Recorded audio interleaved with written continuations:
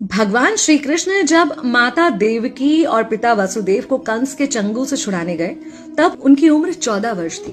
उनकी माता ने उनसे पूछा कि बेटा तुम तो भगवान हो, तो तुम हमें पहले ही कंस के चंगुल से छुड़ा सकते थे, इतनी देर क्यों कर दी? तो कृष्ण जी ने कहा, माता क्या पिछले जन्म में आपने मुझे 14 वर्ष का वनवास नहीं दिया था?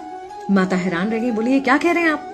तब कृष्ण जी ने बताया कि पिछले जन्म में मैं राम था और आप थी माता कैकेयी, और आप ही ने मुझे 14 वर्ष का वनवास दिया था, और कर्म फल से कोई नहीं बच सकता माता, इसलिए आपको 14 साल का ये दुख सहना पड़ा। तब आश्चर्यचकित होते हुए माता ने पूछा, तो फिर यशोदा पिछले जन्म में कौन थी? कृष्ण जी ने बताया, वो थी माता कौशल्या, जो 14 साल तक अपने पुत्र से अलग रही थी। उन्होंने उस दुख को सहा था, इसलिए इस जन्म में 14 साल मैं उनके पास रहा और मेरे साथ रहने का, माता और पुत्र के प्रेम का सुख उन्हें मिला। कहने का मतलब यह है कि कर्म फल से ना उस युग में कोई बचा था, ना आज कोई बचेगा। खुद भगवान भी कर्म फल से नहीं